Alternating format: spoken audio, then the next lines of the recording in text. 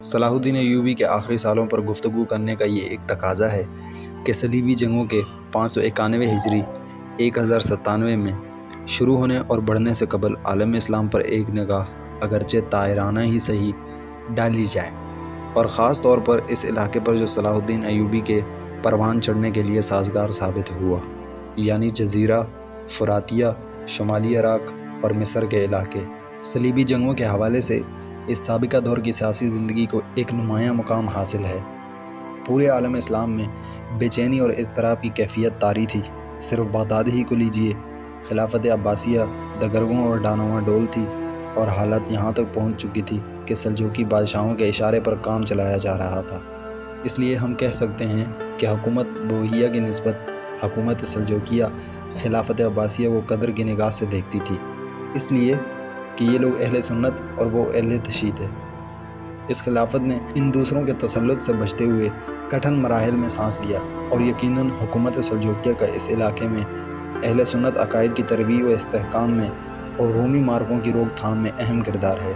یہ وہی حکومت ہے جس نے 523 ہجری 1071 میں ملازگرد کے فیصلہ کن مارکے میں برابر کا ماپ دیا تھا، یعنی رومیوں کا ڈٹ کر مقابلہ کیا تھا۔ میں ہوں سمیر اور آپ دیکھ رہے ہیں یوٹیوب چینل سلطنت۔ ناظرین، یاد رہے کہ یہ سب ہم آپ کو پلے اسٹور پر شائع کی گئی ایک کتاب سلطان صلاح الدین ایوبی میں سے بتا رہے ہیں۔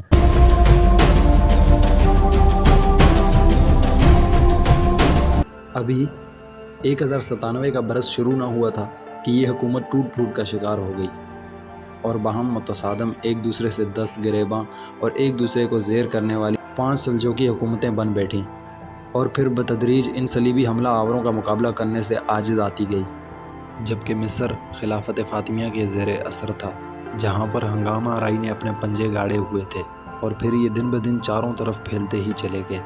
بالآخر نوبت جارسیت کے حلیفوں، وزیروں اور سرداروں میں ختم نہ ہونے والے جھگڑے طول پکڑ گئے۔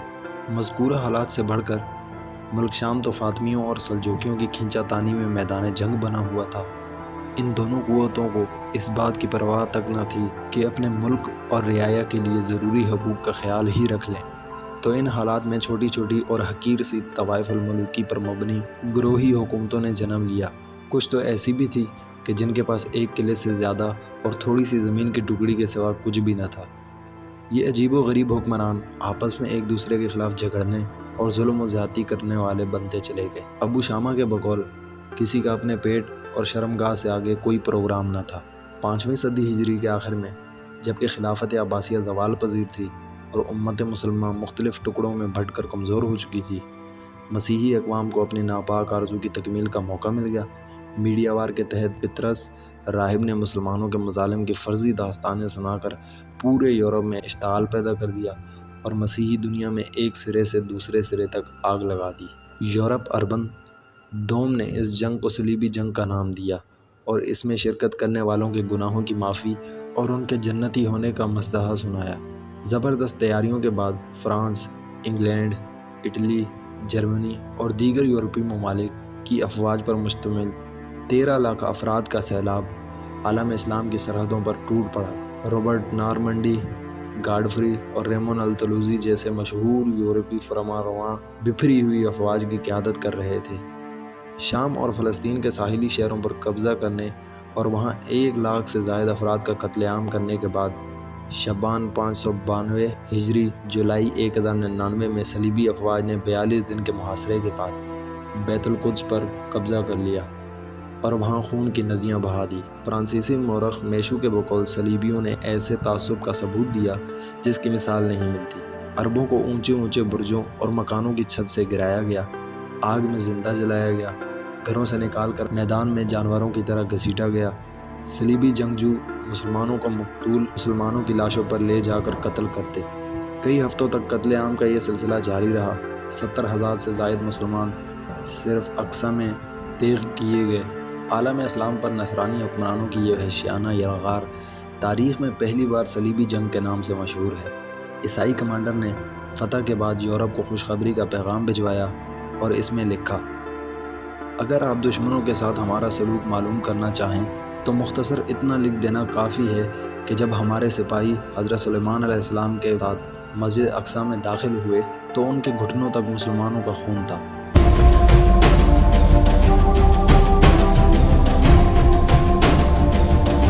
بیت القدس کے سقوط کے بعد مسیحی اقوام نے مقبوضہ شام و فلسطین کو تقسیم کر کے القدس، طرابلس، انطاکیہ اور یافا کی 4 مستقل صلیبی ریاستیں قائم کر لی۔ حالات نہایت پرخطر تھے۔ عالم اسلام کے اکثر حکمران خانہ جنگیوں میں مست تھے۔ بعض صلیبیوں کے حلیف بن گئے، ان میں سے کوئی بھی نصرانیوں سے ٹکرانے کا حوصلہ نہ رکھتا تھا۔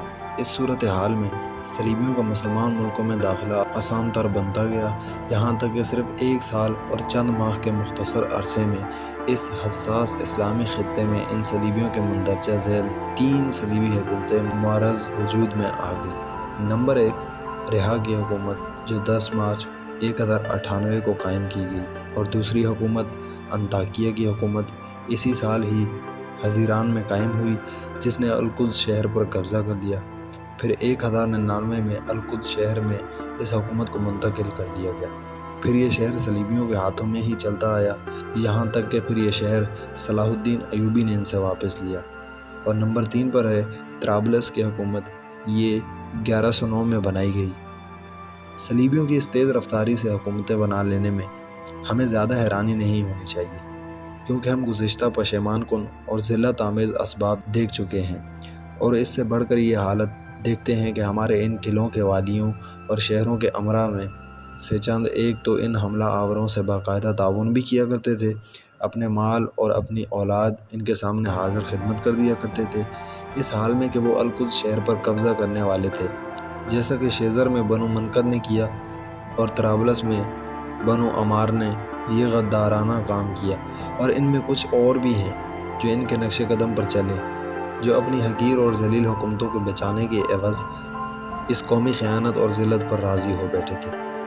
تقریباً 40 سال تک عالم اسلام پر جمود طاری رہا، پھر یکایک ان ساخت لہروں میں جہادی اضطراب پیدا ہونا شروع ہو گیا۔